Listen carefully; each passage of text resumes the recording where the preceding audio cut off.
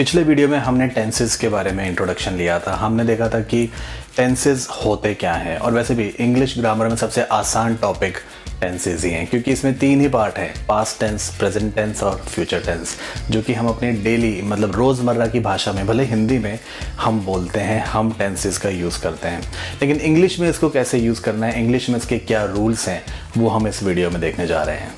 Tenses का introduction हम पिछले वीडियो में ले चुके थे, और इस वीडियो में हम प्रेजेंट टेंस सीखने जा रहे हैं।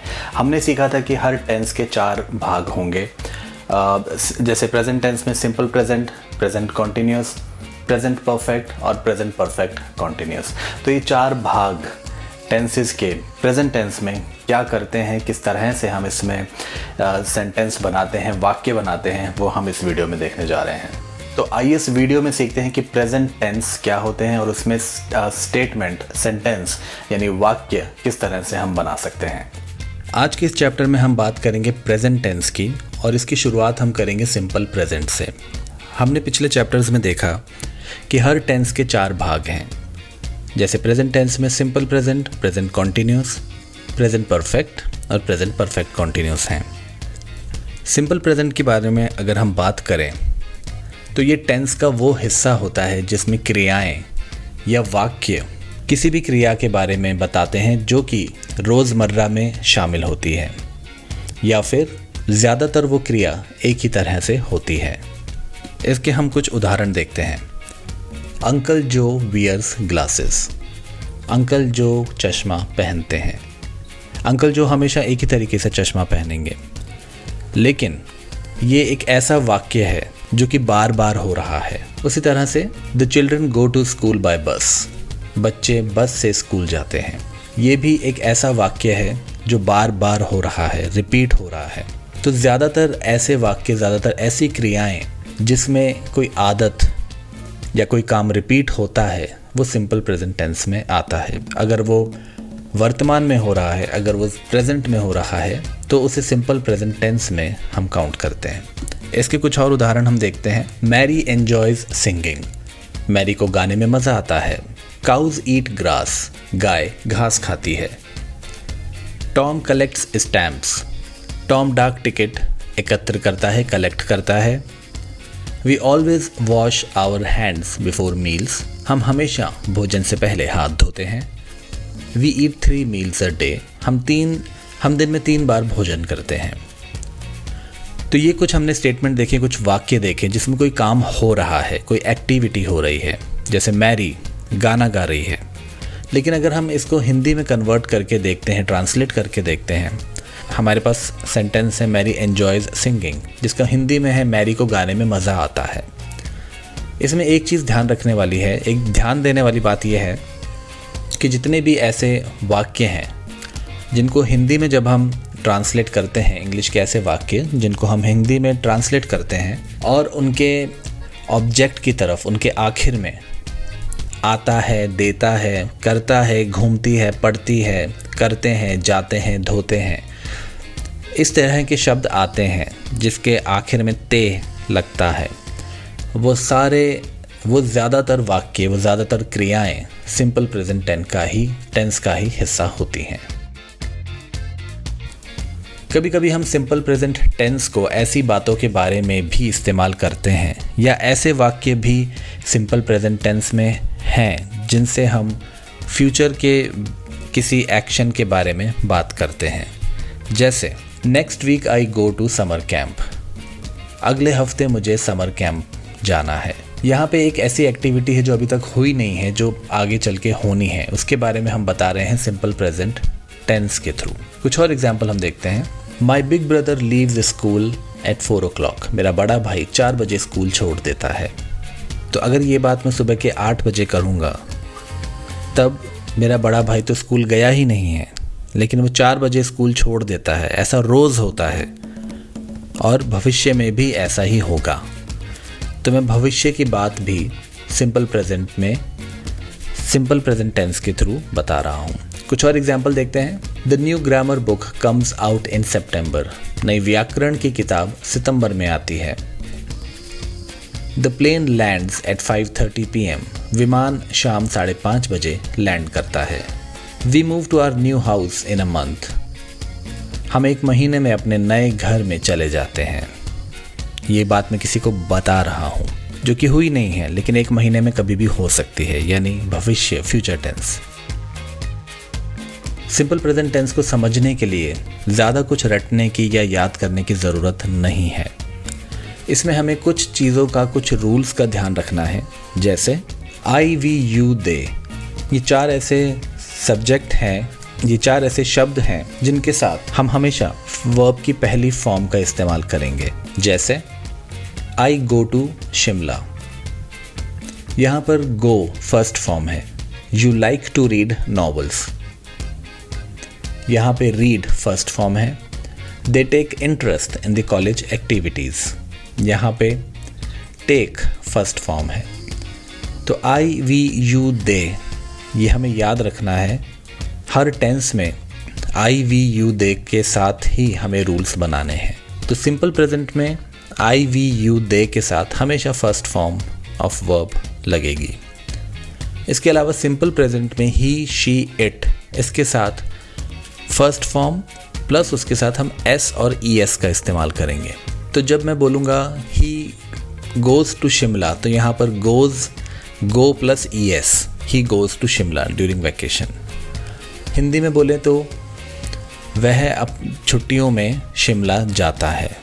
She likes to read novel, वही शी के साथ लाइक लगाया और लाइक के साथ हमने एस लगा दिया। तो इस तरह से आई, वी, यू, दे के साथ फर्स्ट फॉर्म ऑफ वर्ब लगेगी, लेकिन ही, शी, इट के साथ फर्स्ट फॉर्म ऑफ वर्ब और प्लस ई एस या फिर एस का इस्तेमाल हम करेंगे।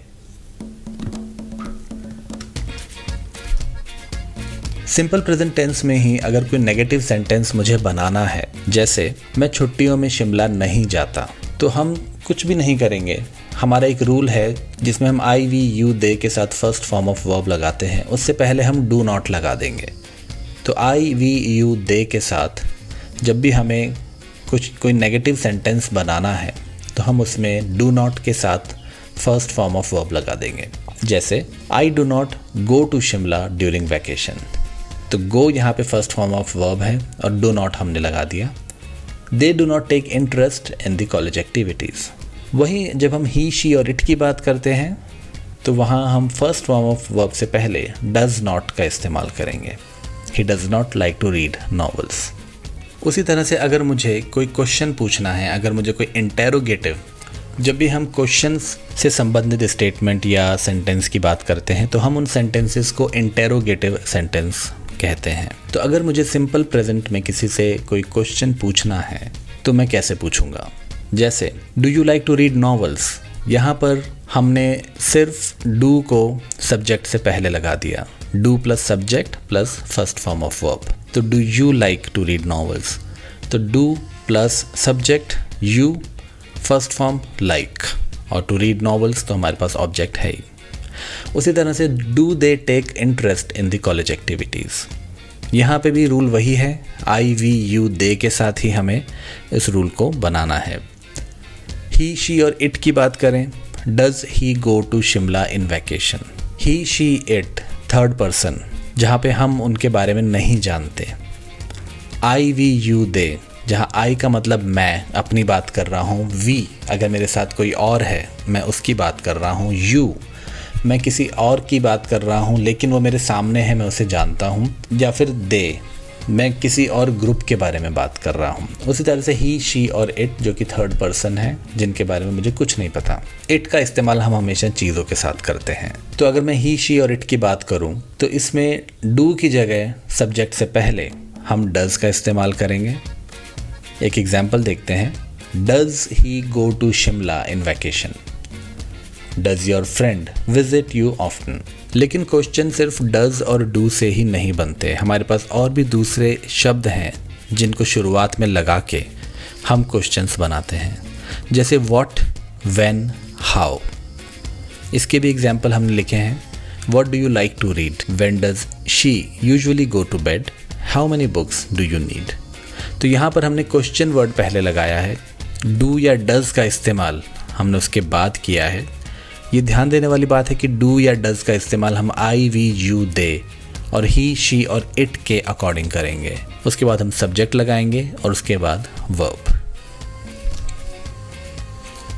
कभी कभार ऐसा भी होता है जब हम सवाल पूछते हैं लेकिन वो एक नेगेटिव सवाल हो जाता है, इसे हम कहते हैं नेगेटिव इंटेरोगेटिव। हिंदी में अगर मैं कोई सेंटेंस बोलूँ, कोई वाक्य बोलूँ, जैसे क्या तुम्हें नॉवेल्स पढ़ना पसंद नहीं है? Do you not like to read novels? Do not you like to read novels? Don't you like to read novels? ये 3 तरीके से मैं इस बात को कह सकता हूँ। उसी तरह से does he not take interest in the college activities? क्या उसे कॉलेज की एक्टिविटीज़ में कोई इंटरेस्ट नहीं है? तो पहला जो एग्जाम्पल है, do you not like to read novels, ये हमने आई वी यू दे के हिसाब से तैयार किया है। दूसरा एग्जाम्पल ही, शी और इट के लिए है। इसके बाद हम देखते हैं प्रेजेंट कॉन्टिन्यूस टेंस, जहां हमने सिंपल प्रेजेंट में देखा कि डू और डज का इस्तेमाल हम वाक्यों में, स्टेटमेंट्स में, सेंटेंसेस में करते हैं। वहीं प्रेजेंट कॉन्टिन्यूस टेंस के अंदर हम डू डज की जगह पर इज़, एम, आर का इस्तेमाल करते हैं। इज़, एम, आर भी वर्ब्स हैं, लेकिन ये एक्शन वर्ड्स नहीं हैं, यानी कि ये वो शब्द नहीं हैं जिसमें कोई एक ऐसा एक्शन झलकता है जो कि बार बार उसी तरह से होता है। यहाँ पर भी हम आई, वी, यू, दे और ही, शी, इट को ही ध्यान में रख के रूल्स बनाएंगे। प्रेजेंट कॉन्टिन्यूस टेंस में भी आई, वी, यू, दे के साथ हम एम और आर का इस्तेमाल करते हैं, वहीं ही, शी और इट के साथ हम इस का इस्तेमाल करते हैं। इसके थोड़े एग्जाम्पल्स देखते हैं समझने के लिए। I am Peter, I am not Paul. मैं पीटर हूँ, मैं पॉल नहीं हूँ। यहाँ पर हमने एम को आई के साथ इस्तेमाल किया है।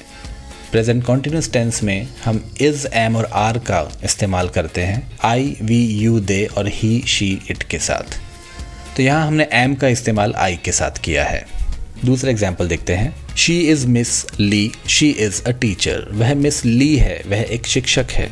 यहाँ हमने इज़ का इस्तेमाल शी के साथ किया है।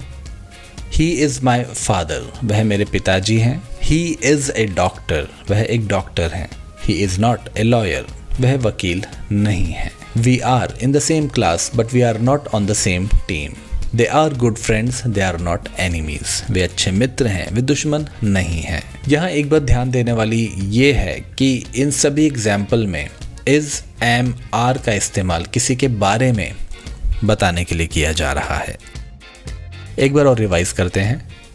आई एम फर्स्ट पर्सन में आता है जहाँ पे एक ही इंसान है, वो कि जो कि मैं हूँ, और मैं सिंगुलर हूँ, मैं अकेला हूँ। अगर मेरे साथ कोई और होगा तो बदल जाएगा वी आर में, जो कि प्लूरल है। सेकंड पर्सन की बात करें, अगर मेरे अलावा कोई और है जिसके साथ मैं बात कर रहा हूँ, तब मैं लिखूँगा यू आर। लेकिन अगर वो एक से ज़्यादा हैं तब भी मैं कहूँगा यू आर। सेकंड पर्सन की अगर बात करें तो मेरे अलावा कोई और व्यक्ति जिससे मैं बात कर रहा हूँ, या फिर एक से ज़्यादा व्यक्ति जिनसे मैं बात कर रहा हूँ, उन सभी के लिए यू आर का इस्तेमाल होगा। और थर्ड पर्सन की बात करूँ जिसको मैं जानता नहीं हूँ, he is, she is, it is. लेकिन अगर वो समूह में है, वो ग्रुप में है, तो मैं सबके लिए दे आर का इस्तेमाल करूँगा।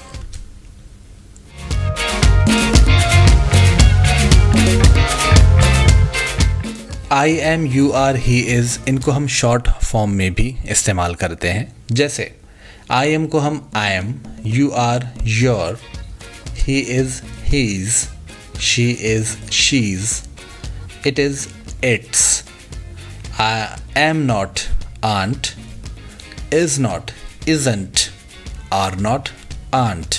तो am not और are not, aren't की तरह यूज़ होंगे। उसी तरह से they are, their, we are, we are। जैसे जैसे आप बोलते जाएंगे, जैसे जैसे आप प्रैक्टिस करते जाएंगे, ये शॉर्ट फॉर्म्स भी आपको याद हो जाएंगे।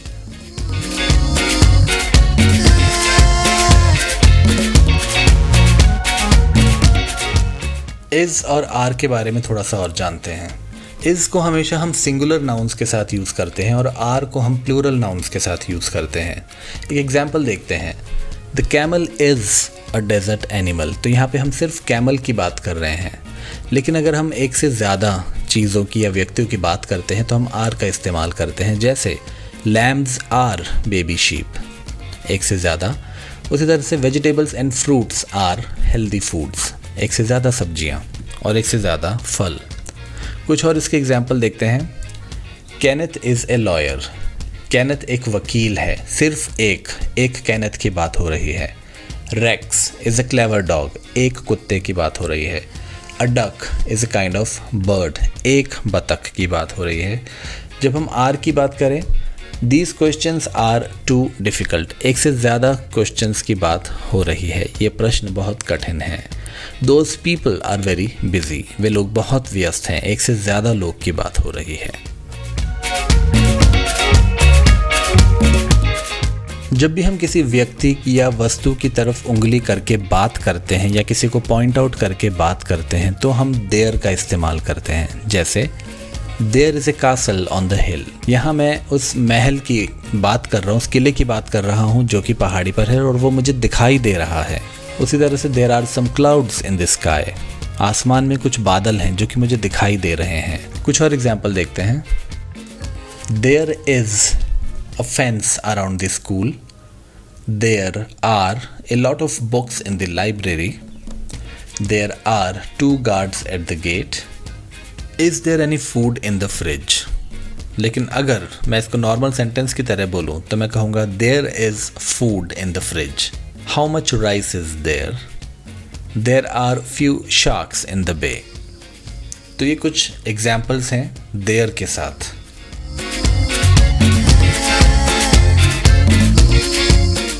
प्रेजेंट कंटिन्यूस के साथ ही हमारे पास एक और तरीके का टेंस हो सकता है जिसे हम कहते हैं प्रेजेंट प्रोग्रेसिव टेंस। इसमें हम उन एक्शंस, उन स्टेटमेंट्स, उन क्रियाओं के बारे में बात करते हैं जो कि बात करते समय हो रही होती हैं। जैसे mom is knitting a sweater for Sally, mom Sally के लिए स्वेटर बुन रही हैं, उस समय ये काम चल रहा है जब मैं ये बात कर रहा हूँ। I am writing a letter, मैं एक लेटर लिख रहा हूँ। द फ़ोन इज़ रिंगिंग, उसी समय फ़ोन भी बज रहा है। इसी के कुछ और एग्जाम्पल देखते हैं। I am playing chess with my friend, मैं अपने दोस्त के साथ शतरंज खेल रहा हूँ। ये काम तब हो रहा है जब मैं सेंटेंस बोल रहा हूँ। They are still sleeping, what are they doing, what's happening, why are not you doing your homework. अब हम प्रेजेंट पार्टिसिपल के बारे में बात करते हैं। ये कोई भी वर्ब हो सकता है जो कि ing के साथ ख़त्म हो रहा है। जैसे शोइंग, SHOW, शो के साथ जब हम ing लगाते हैं तो वो शोइंग हो जाता है। कमिंग, तो ये शब्द, इस तरह के शब्द जो कि ing पे ख़त्म हो रहे होते हैं वे प्रेजेंट पार्टिसिपल कहलाते हैं। कुछ और इसके एग्जाम्पल देखते हैं। कभी कभी कुछ ऐसे शब्द होते हैं जिनके साथ हमें डबल अल्फ़ाबेट का इस्तेमाल करना पड़ता है। जैसे गेट के साथ ing लगाएंगे तो गेटिंग, GETT हो जाएगा। ये ग्रामर का रूल है जिसे याद रखना पड़ेगा। Robbing, nodding, stopping, jogging, swimming, ये सारे कुछ ऐसे शब्द हैं जिनके साथ ing लगाते हैं तो उनका आखिरी शब्द को हम रिपीट करते हैं। अगर आप चाहें तो इनको याद भी कर सकते हैं, धीरे धीरे प्रैक्टिस में भी आ जाएंगे। लेकिन रूल ये कहता है कि ऐसे छोटे शब्द जो कॉन्सोनेंट में ख़त्म हो रहे हैं और उनसे पहले अगर वॉवल लगा हुआ है तो उनका कॉन्सोनेंट वाला पार्ट रिपीट हो जाएगा। जैसे गेट में ई वॉवल है, टी कॉन्सोनेंट है, तो टी रिपीट हो जाएगा, GETT। लेकिन इस रूल को भी याद करने का मतलब है कि ऐसे शब्द इस्तेमाल करने से पहले बार बार सोचना पड़ेगा। तो इसीलिए जैसे जैसे प्रैक्टिस करते जाएंगे आपको ये रूल अपने आप याद होते जाएंगे। लेकिन जब हम ऐसे शब्दों की बात करें जो कि वॉवल पे ख़त्म होते हैं, जैसे चेज़, साइकिल, ड्राइव, स्माइल, तो उनके सामने, उनके आखिर में जो ई लगा हुआ है उसे हम हटा देते हैं। चेजिंग, साइकिलिंग, ड्राइविंग और स्माइलिंग, इसमें हमने ई हटा दिया है।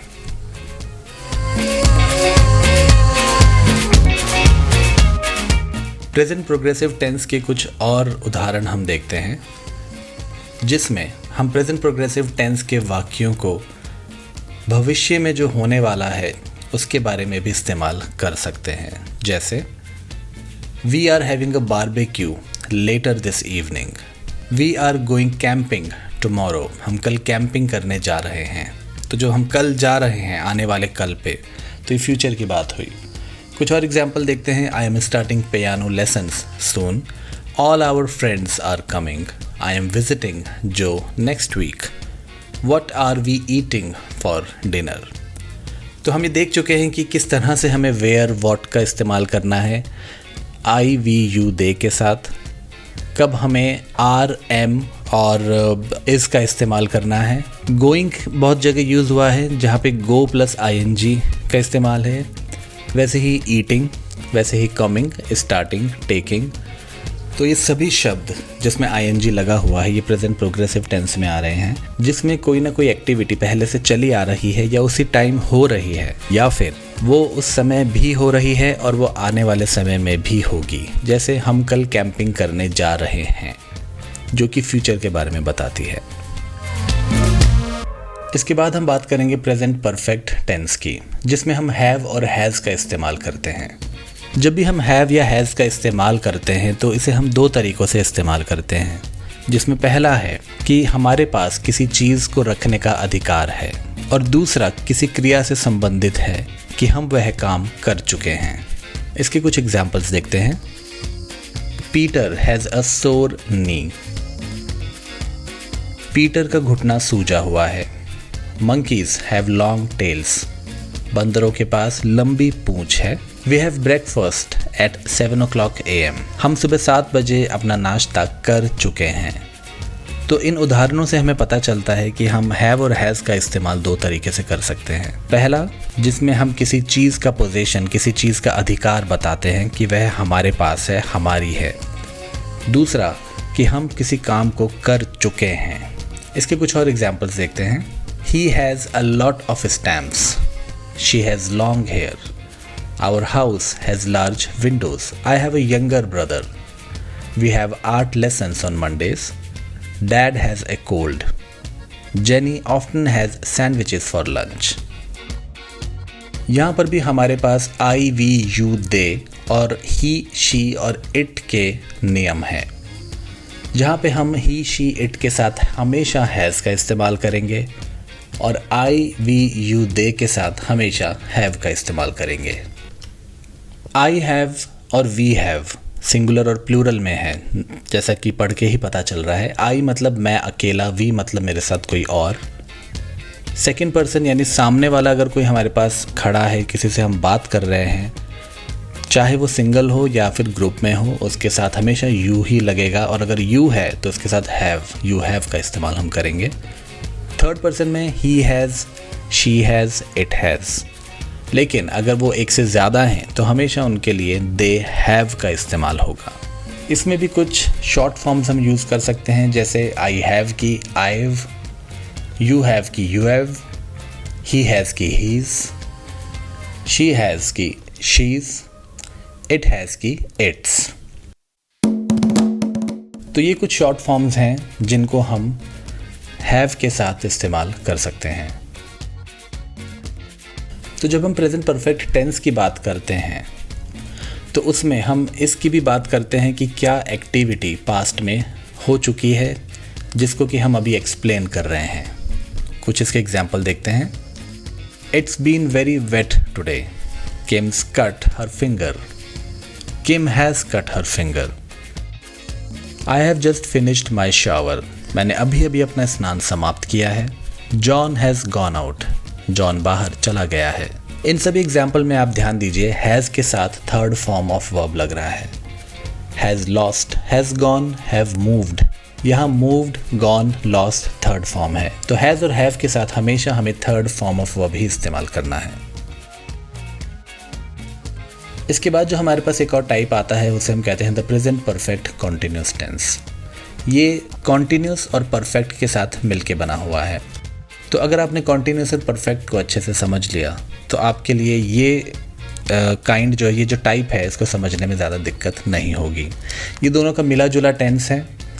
इसमें वी हैव बीन सिंगिंग को अगर मैं एग्जाम्पल के तौर पर समझाऊँ तो यहाँ पे वी सब्जेक्ट है, हैव प्रेजेंट टेंस में है ऑक्सिलरी, बीन पास्ट में आ गया और सिंगिंग पार्टिसिपल हो गया। तो ये दोनों का मिक्सचर है। कुछ एग्जाम्पल्स देखते हैं हम इसके। You have been telling a lie, तुम झूठ बोलते रहे हो। मतलब वो पहले भी बोल रहा था, अभी भी बोल रहा है। तो यहाँ पे हो चुका है, वो वर्ब भी, वो क्रिया भी हो चुकी है, और ing कॉन्टिन्यूस वो क्रिया भी चल रही है, यानी प्रेजेंट और परफेक्ट दोनों क्रियाएं यहाँ पे हो रही हैं। John has been studying for 4 hours, John 4 घंटे से पढ़ रहा है। They have been playing football, वे फुटबॉल खेल चुके हैं। When have you been cooking food, तुम खाना कब बना रहे हो। इसके अलावा भी बहुत से एग्जाम्पल्स हैं जिनको आप जब पढ़ेंगे तो आपको समझ में आएगा कि कैसे प्रेजेंट परफेक्ट और प्रेजेंट कॉन्टिन्यूस का इस्तेमाल एक साथ हुआ है। इस वीडियो को देखने के बाद आपको एक चीज़ समझ में आई होगी कि इंग्लिश ग्रामर में टेंसेस सीखने के लिए 3 चीज़ें आनी ज़रूरी हैं। आई, वी, यू, दे का कैसे हमें यूज़ करना है, ही, शी, इट का कैसे यूज़ करना है, और तीनों फॉर्म्स वर्ब की हमें याद होनी चाहिए। अगर ये 3 नियम हमें पता है कि इनको किस तरह से इस्तेमाल करना है तो हम ग्रामर में टेंसेस बहुत आसानी से और जल्दी सीख जाएंगे।